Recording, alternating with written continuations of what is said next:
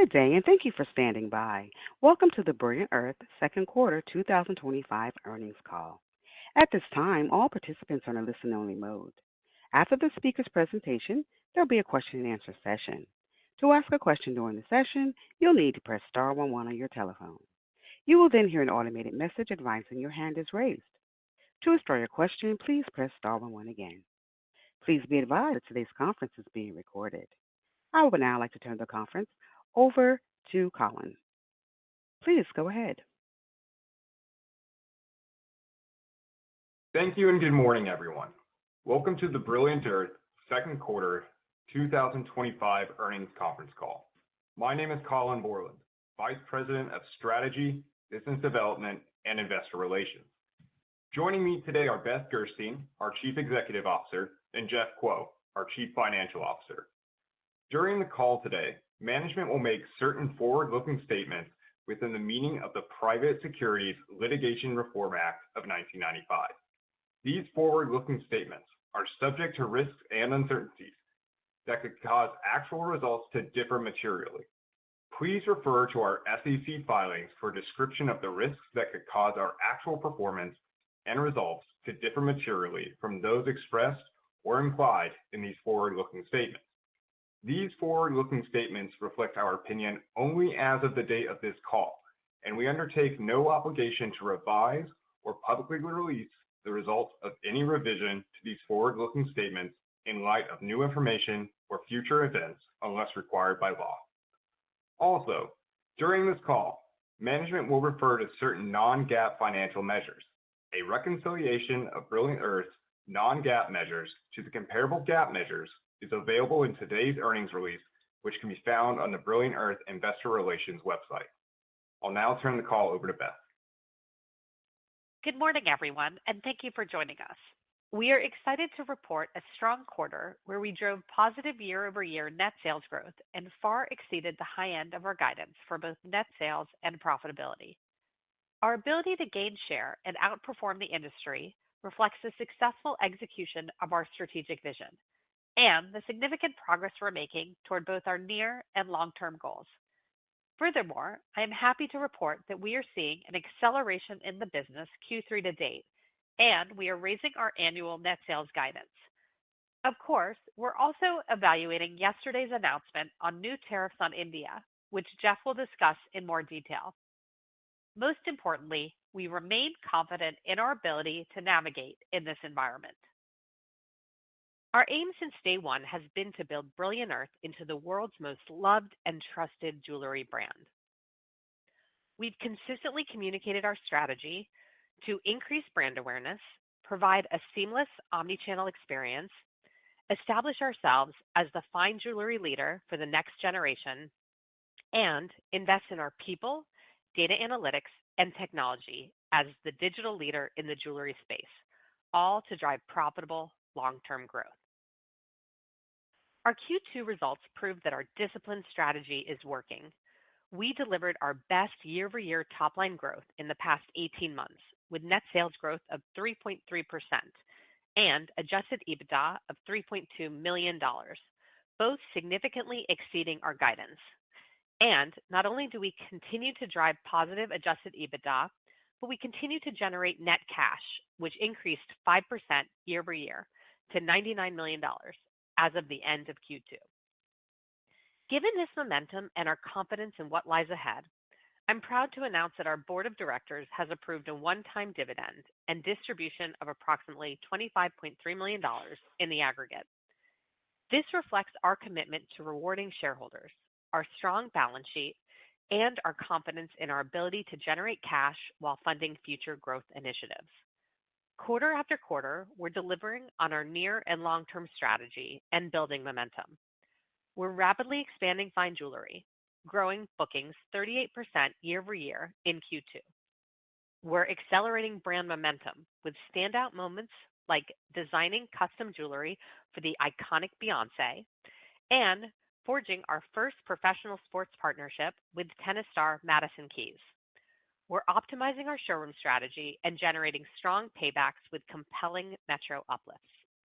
We're leveraging technology and innovation to drive marketing leverage, while continuously expanding our capabilities using the power of AI and machine learning to drive growth and efficiency throughout the business. Let me take you through additional highlights for the quarter. Customer demand for Brilliant Earth jewelry remains encouragingly strong.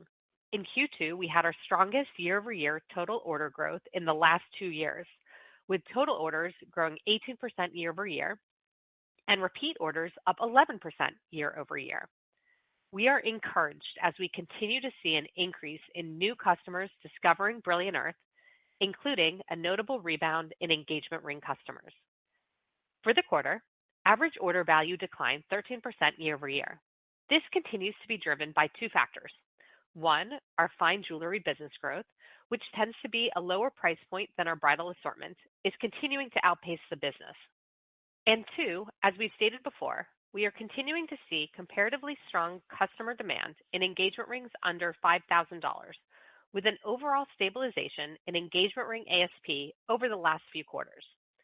Finally, we're excited to report year-over-year unit growth across our assortment, including high single-digit year-over-year unit growth in both engagement rings and wedding and anniversary bands.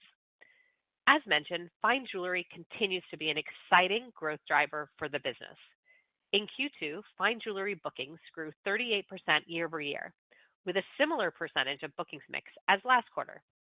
Mother's Day, a key gifting holiday, proved to be an exceptionally strong holiday for us and a prime example of the growing awareness of Brilliant Earth as the fine jewelry destination.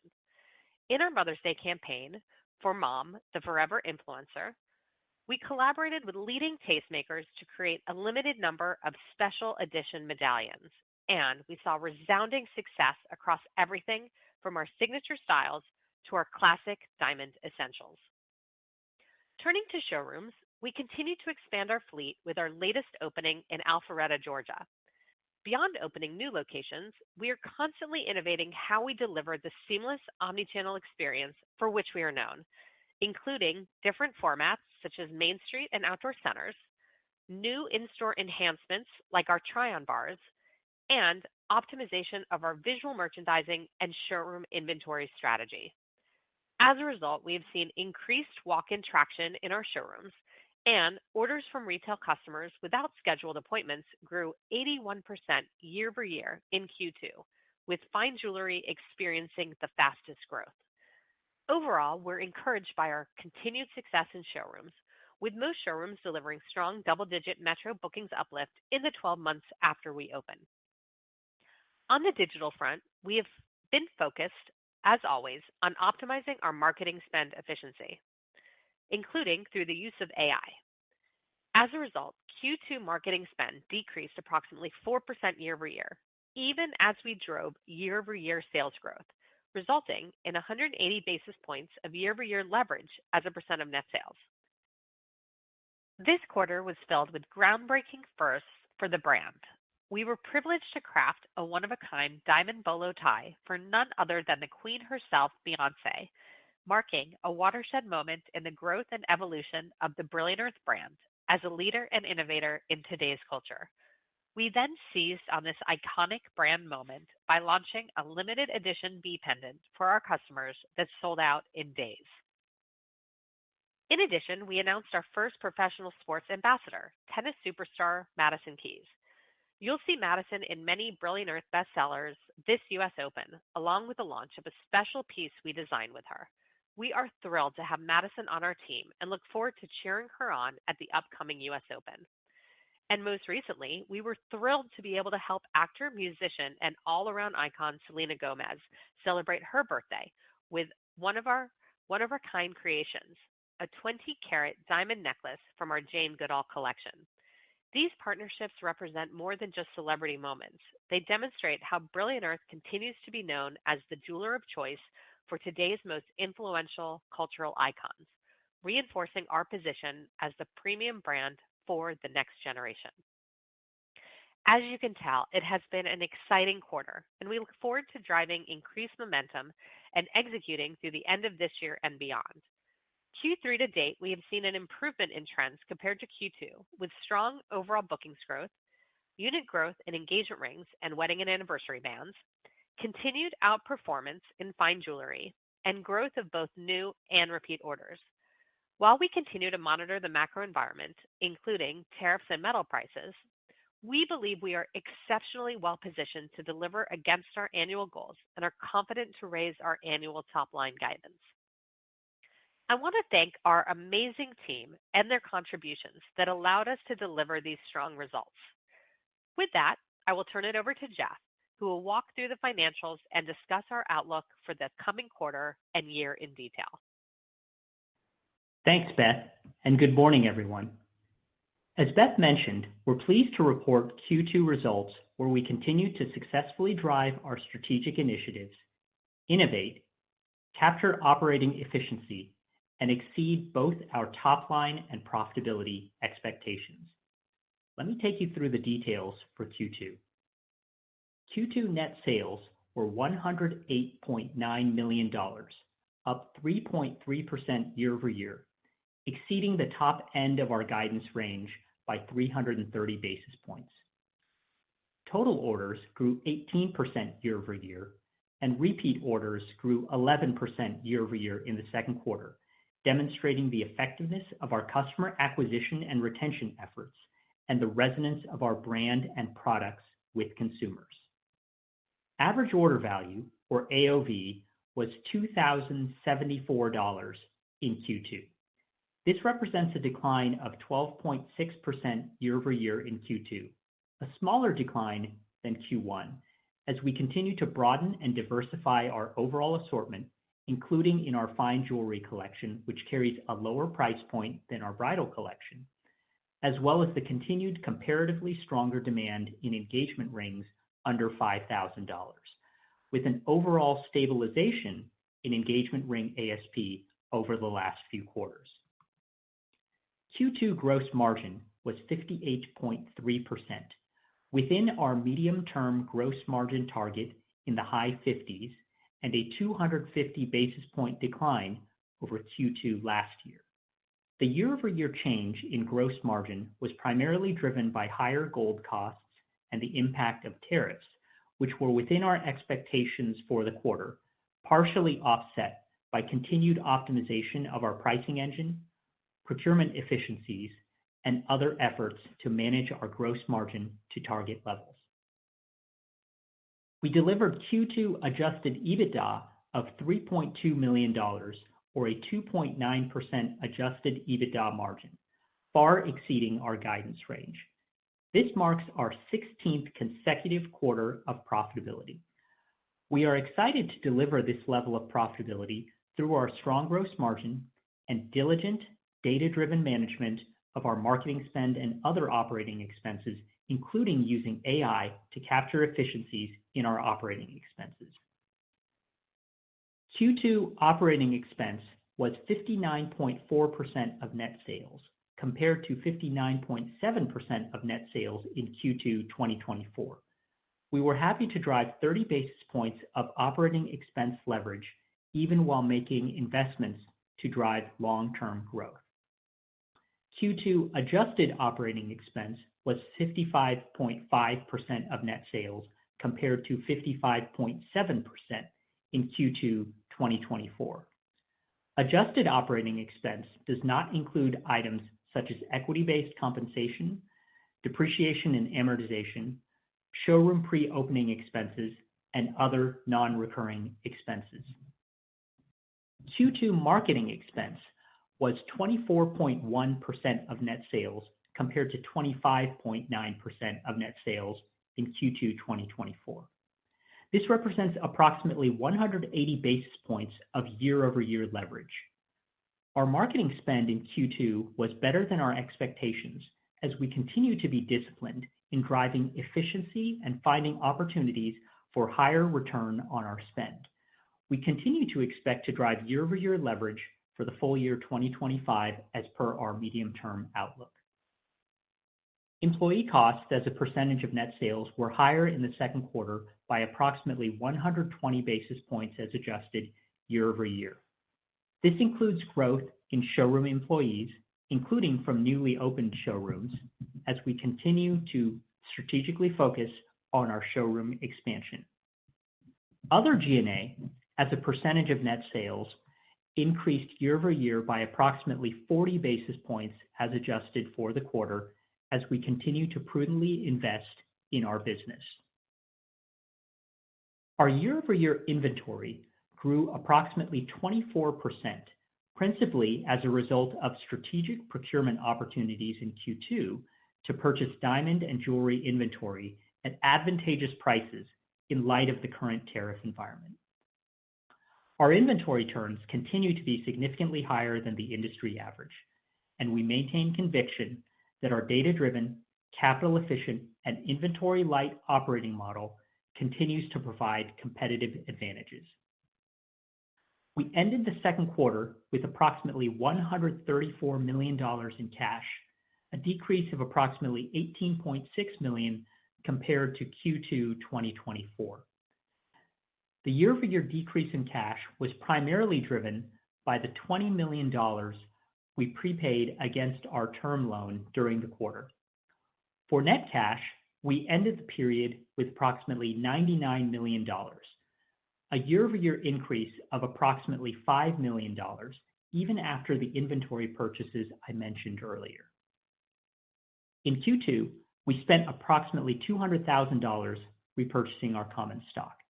This takes our total spend on stock repurchases to date to approximately $1 million as of the end of Q2. Finally, as Beth mentioned, we are happy to announce a one-time cash dividend and distribution of 25 cents per share to Brilliant Earth shareholders and per unit to common unit holders, representing aggregate payments of approximately $25.3 million. This dividend reflects our commitment to providing returns to our shareholders, our strong cash position, and our confidence in our ability to generate cash while funding future growth initiatives. Payment of the dividend will be made on September 8, 2025, to holders of record of the company's Class A common stock as of the close of business on August 22, 2025. In addition, as of August 4th, we have paid off the remaining outstanding balance of our term loan, approximately $34.8 million. The facility is now completely paid off, leaving no outstanding debt on our balance sheet. Even after this dividend payment and the closing of our debt facility, we will maintain a robust cash position, preserving our financial flexibility to continue investing in strategic growth initiatives, including showroom expansion, technology, and AI enhancements, and brand building efforts. We believe these actions illustrate how we look to build shareholder value both in the near and long term. Turning to our outlook for Q3 and 2025. For the quarter, we expect net sales to grow 8 to 10% year-over-year, an acceleration compared to Q2. We expect adjusted EBITDA to be between $3 and $4.5 million. For the year, we are raising our net sales guidance to 2.5 to 4% growth year-over-year.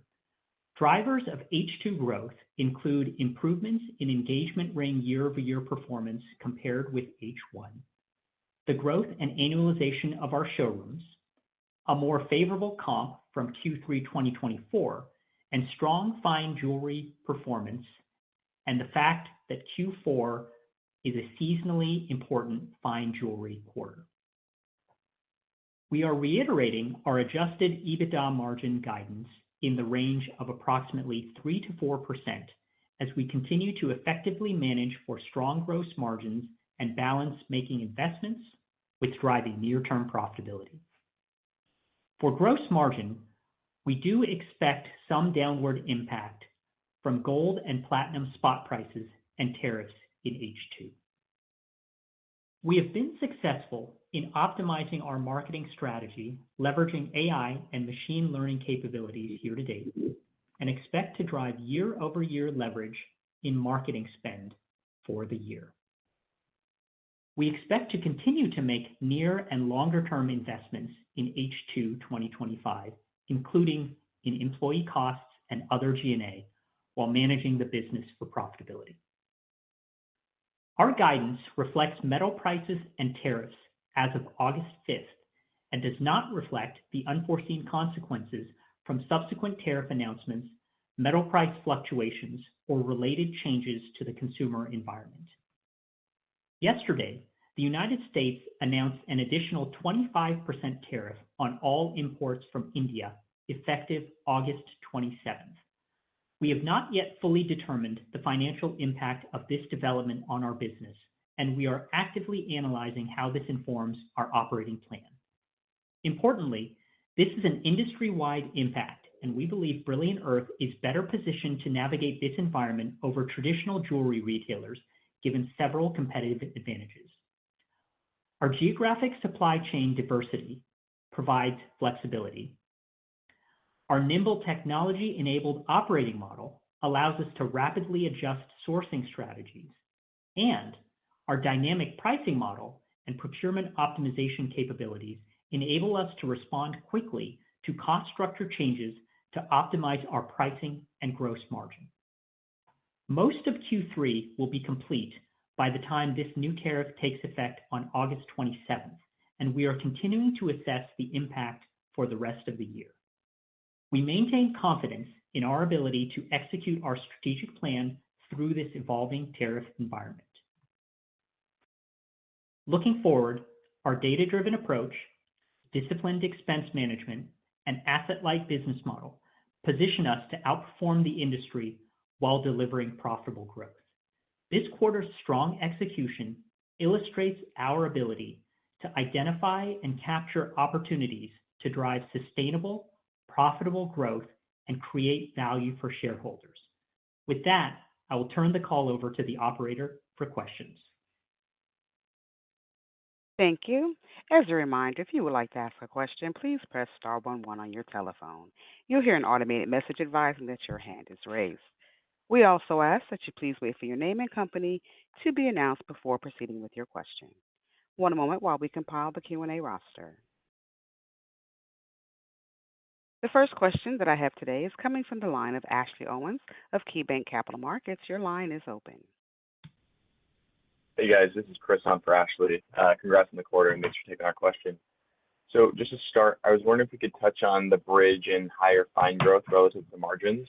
I think the comments before had alluded to this being a higher margin side of the business. So could you maybe triangulate what you're seeing in terms of like purchase habits and if the consumers are gravitating towards lower AOV fine items, and within fine, like what pricing habits are and what you're seeing compared to bridal and engagement customers as bookings have returned to growth? So just anything different relative to 3 months ago?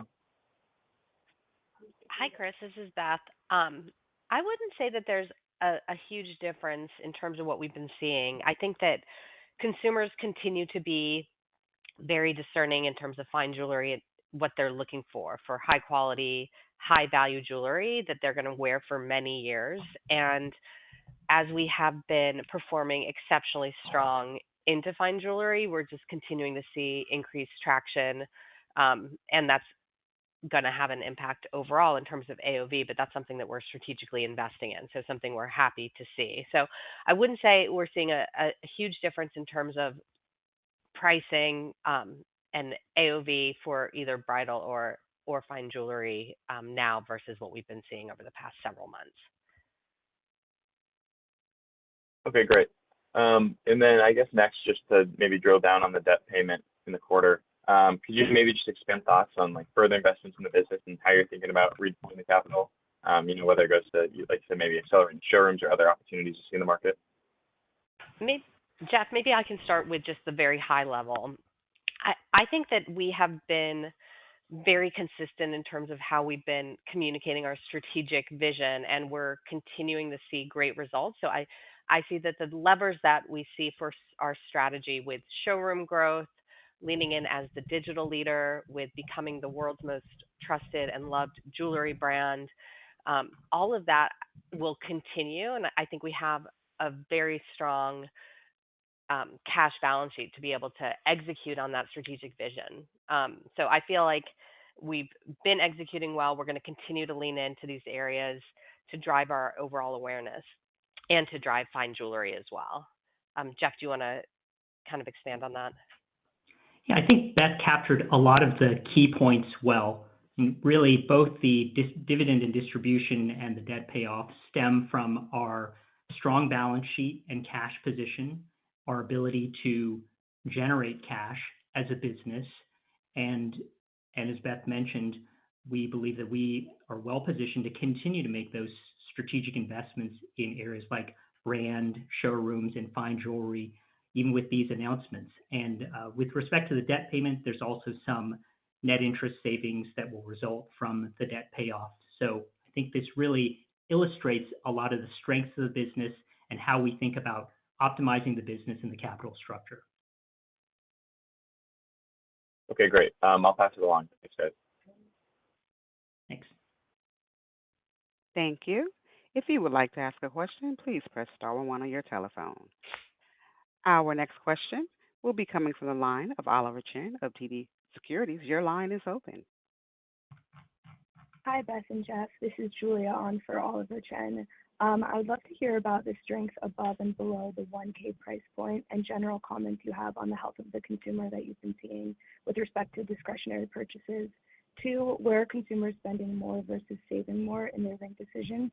And 3, any commentary around uplifts related to new showrooms and how the maturation of showrooms later this year may help sales. Thank you. Thanks, Julia. So in terms of how we're seeing the health of consumer, we are seeing a nice consumer that, as I mentioned, they are discerning, but I think we have been very attuned to the customer trends and what they want. And so we're able to deliver on that high quality, high value jewelry piece that they've been looking for. We also believe that we've been outperforming the market. And as we have been leaning into these brand initiatives, introducing new products like our limited edition collections, we have been performing exceptionally well. So we feel good about the health of the consumer related to the offerings specifically that we have. We've also seen, as we mentioned in the call, high single digit growth for units in both engagement rings and wedding and anniversary bands. And I think this is a testament to a lot of the hard work we've been doing. We have a really nice diamond assortment with hundreds of thousands of diamonds. Our signature styles have been performing exceptionally well, as we're seeing with engagement rings as trend leaders. And we are seeing those market improvements, but as I mentioned, I think we are outperforming in terms of the overall market. For that showroom overall, we've been really pleased with how the showrooms are doing. As we are known increasingly as a fine jewelry destination, we were really happy to see that fine jewelry growth in the showrooms and just seeing that walk-in traffic, seeing the 80+% growth with those retail type of consumers, I think just shows you that we are doing a great job offering the right product for what the customers are looking for at an exceptional price point. Great. Thank you so much.